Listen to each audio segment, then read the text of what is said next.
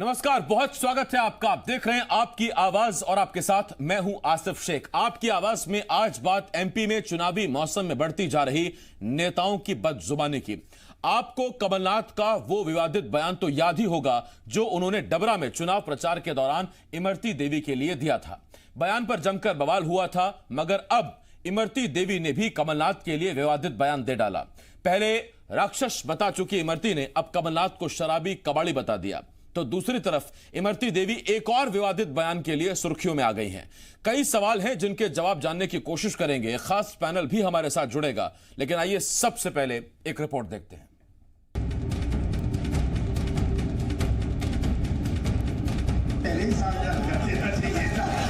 ये क्या आइटम है?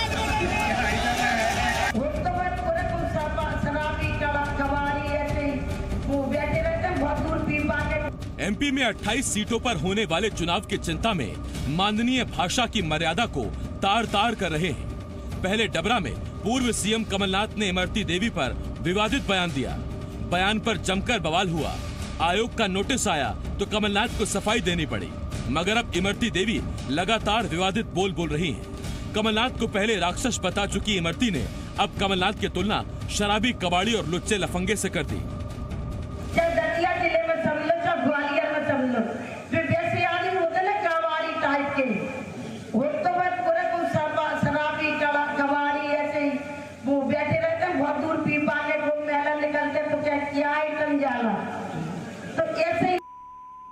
कमलनाथ बन गए। वैसे इमरती देवी और विवादों का पुराना नाता है।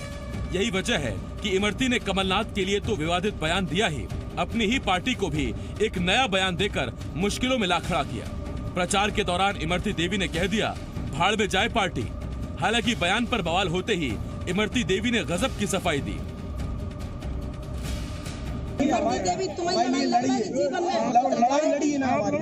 पार्टी जाए भाड़ में, पार्टी जाए भाड़ में, पार्टी जाए भाड़ में। देखो मंत्री जी, एक मिनट सुनो हमारी। मंत्री जी टैप कर लो और कह देना। मंत्री जी सुनो तो नहीं, टैप कर लो, फेमस कर देना कि इमरती देवी किसानन की है, किसान की मोड़ी है, गरीब की बेटी। पार्टी की लड़ाई नहीं लड़ूंगी, किसानों की लड़ाई लड़ूंगी। मैंने कहा काको चिंता कर रहे, मैं किसानन के साथ हूँ, मजदूरों के साथ हूँ। मैंने किसानी करी, मैं किसान की बेटी। तो बोल के हमारे संगे क्या तुम धरने पे बैठोगी? उधर से आई कांग्रेस पार्टी जिंदाबाद, तो हमने कहीं भाड़ में जाए ऐसी पार्टी, हमें क्या लेने देने। अब ये हम सिर्फ तुम्हारे साथ हैं, लेकिन आदमी गलत आरोप लगा रहा है कि भारतीय जनता पार्टी से मैं चुनाव लड़ती। मैं भारतीय जनता पार्टी की पूजा करती हूँ। कमलनाथ पर इमरती के बयान पर अब कांग्रेस उन पर हमलावर है, तो भाड़ में जाए पार्टी पर कांग्रेस सरकार की चुटकी ले रही है। जबकि बीजेपी का आरोप है कि इमरती को कांग्रेस फंसाने की कोशिश कर रही है। देखिए, मुझे लगता है कि जिस प्रकार का व्यवहार इमरती देवी कर रही हैं, उनसे इस व्यवहार की हमेशा से जनता को अपेक्षा थी, क्योंकि उनकी कोई योग्यता नहीं है यहाँ तक आने में। उनकी सिर्फ एक ही योग्यता है कि वो ज्योतिरादित्य सिंधिया की उन्होंने चाटुकारिता की। उस चाटुकारिता का परिणाम है कि वो यहाँ तक आ गई, और वो इसको हर बार सिद्ध करती हैं। वो कांग्रेस में रही तब भी उन्होंने अनर्गल बयानबाजी दी, आज भाजपा में चली गई हैं तब भी अनर्गल बयानबाजी कर रही हैं। इमरती देवी जी ने इस बात का स्पष्टीकरण दे दिया है कि ना उन्होंने इस तरह का कोई बयान दिया है और ना ही उनका इस तरह का कोई मंतव्य है। उन्होंने कांग्रेस को इसीलिए छोड़ा है कि कांग्रेस इस देश में विघटन की राजनीति को आगे बढ़ाती है। अब सवाल ये है, माननीय क्यों अपनी जुबान पर काबू नहीं रख पा रहे? ये एक दूसरे से नाराजगी का सबब है या फिर चुनाव की चिंता? और सवाल ये भी कि माननीय इस तरह की भाषा से क्या संदेश देना चाहते हैं? ग्वालियर से शैलेंद्र सिंह के साथ संदीप भमरकर, जी मीडिया, भोपाल।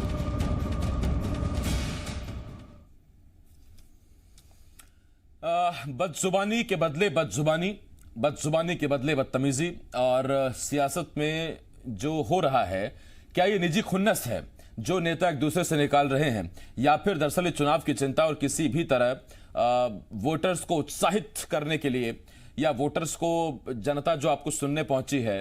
क्योंकि इमरती देवी एक बयान के जवाब में पहले कह चुकी हैं कि वो तो वहां लोग मौजूद थे, रोमांच में और उत्साह में मैं ऐसा बयान दे गई। तो वो एक बहुत बड़ी चीज है कि क्या आप अपने जुबान पर आपा खो बैठेंगे। तब जबकि आप सामाजिक जीवन में हैं, आप सार्वजनिक जीवन में हैं। हमारे साथ 3 खास मेहमान जुड़ रहे हैं। हमारे साथ कांग्रेस की तरफ से पूर्व मंत्री नरेंद्र नाहटा जी, इसके साथ साथ बीजेपी की तरफ से डॉक्टर हितेश वाजपेयी साहब और एसोसिएट एडिटर जी मध्य प्रदेश छत्तीसगढ़ हरीश देवेकर जी हमें ज्वाइन कर रहे हैं। मैं आप तीनों मेहमानों का बहुत बहुत स्वागत करता हूं। हरीश जी, जब कमलनाथ ने बयान दिया था तो मैं हरीश जी आपसे नहीं, हितेश जी कहना चाहता था। मैं इतना दरअसल खो गया मैं कि क्या हो रहा है समाज में और क्या बयान आ रहे हैं, वो नाम गलत हो गया। हितेश वाजपेयी साहब, जब कमलनाथ ने बयान दिया था तो उस वक्त हमने जमकर कांग्रेस से सवाल पूछे थे। आज बारी आपकी है। वाजपेयी साहब, मेरा आपसे सवाल है, यदि आप पर कोई कीचड़ फेंकेगा तो आप उस पर गोबर फेंक देंगे क्या? देखिए आसिफ जी, आज चूंकि नाहटा साहब जैसे बहुत वरिष्ठतम कांग्रेसमैन जो हैं मध्य प्रदेश के, मैं इनको बहुत सीनियर लीडर्स में से मानता हूं। मेरा सौभाग्य है कि आज उनके साथ बैठा हूं, तो सवाल ही नहीं उठता है। वैसे भी हम नहीं करते हैं और उनके समक्ष तो इन बातों का समर्थन करना यानी कि बेमानी होगा। तो कहीं ना कहीं राजनीति बंद होना चाहिए। तो मैं चाहूंगा कि हम क्लियर कट इस बात को डिनाउंस करते हैं और मैं बस एक सहारा जरूर लेना चाहूंगा हमारे मुख्यमंत्री शिवराज सिंह चौहान जी का कि 15 साल वो मुख्यमंत्री रहे। आसिफ जी, नाहटा साहब भी इसी प्रदेश में उस दौरान उन्होंने देखा होगा कि उन्होंने कठिन से कठिन परिस्थितियों में भी कभी अपशब्दों का प्रयोग नहीं किया। कठिन से कठिन परिस्थितियों में भी उनके चरित्र पर कभी दाग नहीं लगे।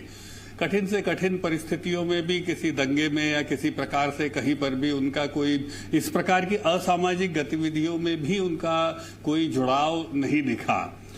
तो मुझे लगता है कि हमें गौरव है शिवराज सिंह चौहान जी जैसे नेताओं के ऊपर या नाहटा साहब जैसे नेताओं के ऊपर कि हमें इनकी सभ्यता को आगे लेकर चलना है। हाँ, चुनाव के दौरान नोकझोंक हुई है और मुझे लगता है 1 तारीख को ये समाप्त भी हो जाएगी। आपने बिल्कुल ठीक समझा कि कहीं ना कहीं निजी स्तर पर थोड़ा फ्रस्ट्रेशन भी है, इससे नकारा नहीं जा सकता। चुनाव का दबाव भी है और इसीलिए केटीएस तुलसी साहब ने बहुत अच्छी प्रतिक्रिया दी। अमूमन मैं उनके पॉलिटिकल स्टैंड से सहमत नहीं होता हूं, लेकिन जो केटीएस तुलसी साहब ने, जो कांग्रेस के ही बड़े नेता हैं, उन्होंने कहा, अंग्रेजी में उन्होंने कहा, मैं हिंदी में उसको दोहराता हूं कि चुनाव का चाहे कितना भी दबाव हो, लेकिन मैं उम्मीद नहीं करता था कि कमलनाथ जी इस प्रकार के शब्दों का प्रयोग अपने सहयोगियों के लिए करेंगे। सहयोगी मतलब वो चूंकि उनके साथ में कैबिनेट में भी रही हैं। उस पर राहुल गांधी भी खैर टिप्पणी कर चुके हैं, लेकिन राहुल गांधी की टिप्पणी के बाद भी कमलनाथ ने माफी नहीं मांगी। मैं तो देखिए हितेश जी आपसे एक बात पूछता हूं, बहुत ध्यान से आपको सुन रहा था। हितेश जी, मुझे आप हमेशा कहते हैं कि I am a medical student, लेकिन आज आप मुझे एक प्रोफेसर की भूमिका में नजर आ रहे हैं जो क्लास में बच्चों को बता रहा है या जो बता रहा है कि क्या होना चाहिए और क्या नहीं होना चाहिए। मैं आपसे पूछ रहा हूं, ये तो हमें पता है और ये आपको भी पता है कि सबको पता है कि क्या बोलना है क्या नहीं बोलना है। आप मुझे बताइए कि पार्टी का बी फॉर्म मिलते ही क्या इस बात की अनुमति मिल गई कि आप जाकर किसी के भी कपड़े फाड़ दीजिए? और अगर ऐसा नहीं है तो फिर किस कार्रवाई की तरफ आप आगे बढ़ रहे हैं? जब आप पार्टी विद द डिफरेंस हैं तो फिर आप डिफरेंट दिखिए भी। नहीं, हम हैं डिफरेंट और मैंने आपको बताया ना कि हमारे नेता शिवराज सिंह चौहान है, मैंने सीधे उन्हीं का ही उदाहरण दिया और इसीलिए उनको ही आगे रखकर मैंने इस बात को रखा। और केवल बदजुबानी की बात नहीं कर रहा हूं मैंने चरित्र के भी कई आयामों को संकेत में रखने का प्रयास किया आसिफ जी, कि हम मर्यादाओं में रहकर ही राजनीतिक चरित्र की बात कर रहे हैं। आप शायद भूल गए होंगे, मैं चलिए कांग्रेस को उदाहरण देता हूं। सत्यव्रत चतुर्वेदी जी आज नहीं है वो पॉलिटिकली बहुत एक्टिव, लेकिन सत्यव्रत चतुर्वेदी जी भी सरस्वती के धनी हैं, तो मुझे लगता है उनको भी आप उदाहरण के रूप में ले सकते हैं। ये मैं रिस्ट्रिक्ट नहीं करना चाहूंगा। तो ऐसा नहीं है मध्य प्रदेश का गौरव शंकर दयाल शर्मा जी रहे हैं साहब, तो मैं नहीं मानता कि मध्य प्रदेश में गौरवशाली नेतृत्व नहीं रहा है। नहीं, मैंने उस पर तो कभी सवाल उठाया ही नहीं। खैर वाजपेयी साहब, मैं लौट रहा हूं इस पर आपके पास। चिंता तो मेरी वही थी कि हम आगे आने वाली सियासी पीढ़ी को क्या दे रहे हैं, उस पर मैं आता हूं आपके पास। नाहटा साहब, आपके पास आ रहा हूं। नाहटा साहब, बहुत हद तक हितेश वाजपेयी जी ने देखिए आपका सम्मान किया, आपका जिक्र किया, आपको आपकी तारीफ की और आप उसके हकदार भी हैं नाहटा साहब। लेकिन मेरा आपसे सीधा सवाल, तब जबकि हितेश वाजपेयी साहब एक जिक्र करते हैं कि उन्होंने इशारों में कहा कि आप प्रत्याशी मत देखिए, प्रत्याशी क्या कह रहा है वो मत देखिए, आप नेतृत्व देखिए। आपके साथ समस्या यह है कि आपकी तरफ से जो विवादित बयान आया था वो था ही नेतृत्व की तरफ से, और प्रदेश नेतृत्व को जब आला नेतृत्व, जब आला कमान बता रहा है कि आपने गलत किया, तो उस पर प्रदेश नेतृत्व को लगता है कि ये उनकी निजी राय है, ये उनका मानना है। जी देखिए, पहले तो हितेश जी को बहुत बहुत धन्यवाद, और मैं मानता हूं उन्होंने बहुत अच्छा किया कि हम इस तरह की राजनीति को डिनाउंस करते हैं।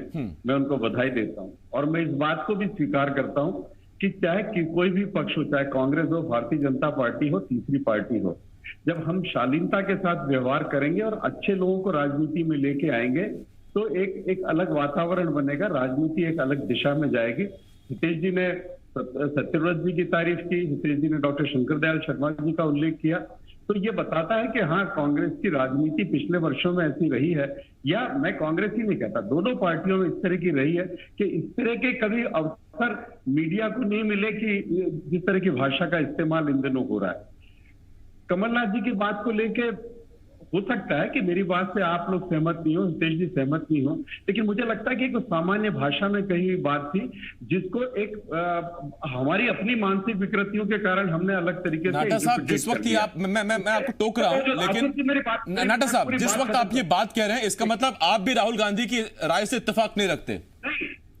नहीं, मैं आगे बढ़ रहा हूं, मैं कह रहा हूं उसके बावजूद भी उस पार्टी का कल्चर देखिए कि हमारे सबसे बड़े नेता ने कहा कि नहीं ये गलत हुआ, तो मैं समझता हूं कि ये बहुत बड़ी बात है। एक तो पार्टी वो होती जो अपने आप को अलग कर लेती, जैसा मैं देख रहा हूं पिछले कुछ वर्षों में राजनीति का स्तर बहुत गिरा है, और केंद्रीय मंत्री रहे हुए लोग या राज्यों में रहे हुए लोग जिस तरह की बातें कर रहे हैं, तो पार्टी एक बात कह देती कि हम अपने आप को अलग कर रहे हैं। लेकिन दूसरी तरफ ये देखिए कि अगर यदि अपने पूर्व मुख्यमंत्री के खिलाफ, अपने प्रदेश अध्यक्ष के खिलाफ अगर हमारा ही पार्टी का अध्यक्ष बोल रहा है, तो मैं समझता हूं राजनीति में इसको सही दिशा में लेकर इसका स्वागत किया जाना चाहिए। कमलनाथ जी ने कहा या नहीं कहा, यह अलग बात है, किस भावना से कहा, लेकिन अगर यदि केटीएस तुलसी साहब ने और राहुल जी ने यदि ये कहा है, तो मैं समझता हूं कि ये एक अच्छा प्रयास है। नाटा साहब, मैं आपकी बात से समर्थन करता हूं और मैं इस पर आपके पास आऊंगा भी, लेकिन जो मेरा अगला सवाल रहेगा वो ये कि अगर वाजपेयी साहब एक प्रोफेसर की तरह समझा रहे थे कि दिस शुड बी डन और this should not be done, उसमें आप सर वाइस चांसलर की तरह समझा रहे हैं हमको, क्योंकि आप सीनियर हैं, उस नाते आप हमको बता रहे हैं कि ये नहीं होना चाहिए, होना चाहिए। मैं इस पर आपसे जरूर पूछूंगा कि जब आला कमान इस तरह की चीजों में इंटरवीन करता है, दखल अंदाजी करता है, तो कार्रवाई के नाम पर हमको क्या नजर आता है? दोनों का उदाहरण दूंगा, मैं आपके पास आऊंगा, लेकिन उससे पहले मैं हरीश जी आपके पास आ रहा हूं। हरीश जी, सीधा समझ में यह आता है कि जब आपके पास जमीन से जुड़ा कोई मुद्दा नहीं है, जब आपके पास विकास से जुड़ी कोई बात नहीं है, तो फिर आप मंच से बोलेंगे क्या? ऐसा तो है नहीं कि माइक के सामने खड़े हैं और 5 मिनट का मौन ले लिया, उसके बाद नमस्कार बोल के जाएंगे। फिर आप वार करेंगे बिलो द बेल्ट, फिर आप बोलेंगे तुम्हारे पजामे में नाड़ा छोटा है, फिर आप बोलेंगे आपकी धोती कमजोर है, फिर आप बिलो द बेल्ट वार करेंगे। वो हो रहा है मध्य प्रदेश में। से बिल्कुल सही कहा, यही मुख्य वजह है कि अब मुद्दे नहीं है और जनता के बीच अपनी लोकप्रियता हासिल करनी है। तो जैसा कि हमेशा अमूमन होता आया है कि बड़े आदमी खिलाफ इतनी बड़ी बात बोल दो कि वो चर्चा में बनी रहे और आपकी लोकप्रियता बन जाए, और उसी को लेकर सस्ती लोकप्रियता जिसे बोलते हैं, उसे लेकर ही मामला चल रहा है। कमलनाथ जी के तरफ से एक गलती हुई, उस गलती को पूरी भाजपा ने बड़ा इवेंट बनाया, 2 दिन तक 3 दिन तक इमरती देवी जगह जगह रोई और ये साबित किया कि वो दलित की बेटी थी, दलित महिला थी, जो सिंपैथी गेन की। लेकिन जिस तरह अमूमन इमरती देवी का जो कल्चर, देसी ठेठ अंदाज है और जिस तरह बोलती हैं, वो अपने ही जाल में फंस गई। उन्होंने जिस तरह के अभद्र भाषा का व्यवहार किया, यही वजह है कि हितेश वाजपेयी, डॉक्टर हितेश वाजपेयी जैसे एक क्या जो बोलेंगे कि भाजपा की एक रीढ़ की हड्डी है, जो प्रवक्ता के रूप में बात करते हैं और वरिष्ठ नेता हैं, और उन्हें भी आज सेल्फ डिफेंस में आना पड़ा और ये बोलना पड़ा कि नहीं ठीक ही नहीं है, और घुमा के वो शिवराज जी की तरफ ले गए, क्योंकि आज भाजपा पर जवाब नहीं है। क्योंकि भाजपा के संस्कारित नेता जो हैं, उन जो संस्कार मिलना चाहिए, वो इनमें आने में समय लगेगा। और जिस तरह से कांग्रेस कल्चर में इमरती देवी रही है या जिस तरह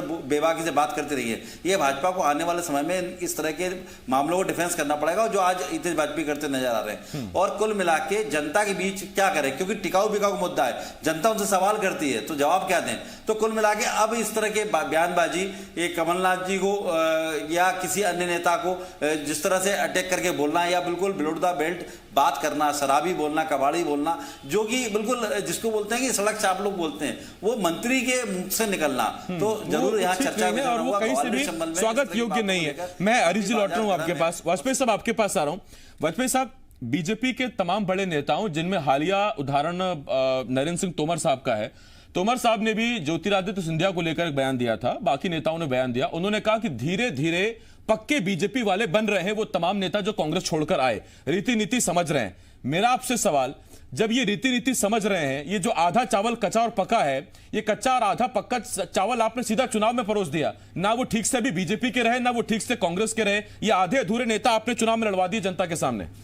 ठीक से पका ही लेते सर पहले। देखिए, हमने तो हांडी से चावल निकाला ही नहीं है आसिफ जी। पहले तो मैं आपके प्रोफेसर वाले कमेंट को, जो आपने थोड़ा सा आनंद के लिए कहा होगा, तो मुझे मेरा बड़ा संवेदनशील पॉइंट है ये। यदि मैं राजनीति में नहीं होता आसिफ जी, तो आज मेरा करीब 13 साल का अनुभव हो गया होता और वाकई में मैं प्रोफेसर और एचओडी हो गया होता। बहुत अच्छे प्रोफेसर बनते हैं अगर आप वाजपेयी साहब होते तो। मेरी एक पुरानी लालसा को तो ऐसा नहीं है साहब, तो अच्छा लगा मुझे आपने उसको रिकॉग्नाइज किया। पर एनीवे, आपने जो बात कही है मैं उसको इस प्रकार से कंक्लूड कर सकता हूं अपने शब्दों में। आपने सवाल अपने शब्दों में किया है कि 28 चुनाव में लगभग काफी जगह तो नाटा साहब आ रहा हूं जी वाजपेयी साहब। 28 चुनाव में जो हमने देखा है और महसूस किया है प्रबंधन के दौरान, तो ये घटनाएं यदि हो भी रही हैं तो कुछ जगहों पर हो रही है जहां पर एक नेक टू नेक फाइट आप मान सकते हैं, या जिनकी चर्चाएं ज्यादा हैं या चर्चा के केंद्र हैं, हरीश जी की भाषा में लूं ऐसे चुनाव के कॉन्स्टिट्यूएंसीज। अदरवाइज यदि बाकी को आप देखेंगे, लगभग 20-22 जगह ऐसी है जहां पर आपको इस प्रकार की कोई बात नहीं दिखेगी, क्योंकि वहां पर विषयों के आधार पर चुनाव हो रहे हैं। और मुझे ऐसा लगता है, मेरा निजी ओपिनियन है, कि कमलनाथ जी चूंकि इस चुनाव में कहीं ना कहीं अकेले पड़े हैं, दिग्विजय सिंह जी को सामने नहीं लेके आ पाए हैं, केंद्र की उनसे दूरी रही है, तो वो एक नहीं, उसमें वाजपेयी साहब इसको इस तरह से भी देख सकते हैं कि अगर बाकी जगह विषयों पर बातचीत हो रही है और 2-3 जगह से इस तरह घटनाएं सामने आ रही हैं, तो ये तो ज्यादा आसान है ना। प्रत्याशी को बताइए कि आप थोड़ा भाषा पर कंट्रोल रखिए। अगर सारी जगह ऐसा हो रहा होता तो शायद मान सकते हैं कि पार्टी आलाकमान के लिए चिंता का विषय होता कि छोड़ो यार, हर जगह हो रहा है। मैं लौटता हूं इस पर आपके पास। नाटा साहब, चूंकि मेरे पास वक्त कम है, मैं सिर्फ 30 सेकंड आपको दे पाऊंगा। मेरा आपसे एक सवाल, जब साध्वी प्रज्ञा विवादित बयान देती हैं, जब आकाश विजयवर्गीय बल्ला चलाते हैं, तो प्रधानमंत्री नाराजगी तो व्यक्त करते हैं लेकिन कोई सख्त कार्रवाई नहीं होती। राहुल गांधी गैर इत्तेफाकी रखते हैं, इत्तेफाक नहीं रखते कमलनाथ के बयान से, लेकिन क्या वो अफोर्ड करते हैं कि कमलनाथ पर कार्रवाई कर पाए, या सब सत्संग चलेगा कि ऐसा नहीं होना चाहिए, होना चाहिए, नहीं होना चाहिए? देखिए चलते चुनाव में अपनी पार्टी के हित का ध्यान नहीं रखते हुए, अगर यदि कोई पार्टी का अखिल भारतीय अध्यक्ष ये बात कहता है तो मैं समझता हूं ये बहुत बड़ी बात है और इस बात का स्वागत किया जाना चाहिए। इसके ठीक विपरीत एक के बाद एक डॉक्टर वाजपेयी कुछ कहें, लेकिन जो इमरती देवी कर रही है, वो बिसाहू लाल सिंह कर रहे हैं, वो दूसरी जगह हो रहा है। तो आप ये समझें कि राजनीति को जिस तरीके से हमने विकृत किया, मैंने पिछली बार भी आपको कहा था, जिस तरीके से हमने लोगों को दल बदल करके और जिस तरीके से लालच में लोग लाए, ये कभी ना तो बीजेपी की संस्कृति में ढल पाएंगे ना या कांग्रेस की संस्कृति में ढल पाएंगे। ये तो हमें सामूहिक फैसला करना चाहिए कि इस तरह के लोगों का राजनीति में कोई स्थान नहीं है। इस तरह की राजनीति का जो एक जगह नाटा साहब, लेकिन जब आप तराजू लेकर बैठे हैं तो फिर दोनों पलड़े देखिए सर। इधर बीजेपी के कितने नेता हैं जो आपके यहां से आपकी टिकट पर इस बार चुनाव लड़ रहे हैं, तो अगर इधर वाले उधर नहीं एडजस्ट हो पाए तो उधर वाले इधर कैसे हो जाएंगे? नाटा साहब, मेरे पास वक्त खत्म हो गया सर। बहुत धन्यवाद आपका हमारे साथ जुड़ने के लिए। कोशिश मैंने की कि सारे एंगल निकलकर सामने आ जाएं। नरेंद्र नाटा साहब आपका भी, वाजपेयी साहब आपका भी धन्यवाद, हरीश जी आपका भी बहुत बहुत शुक्रिया।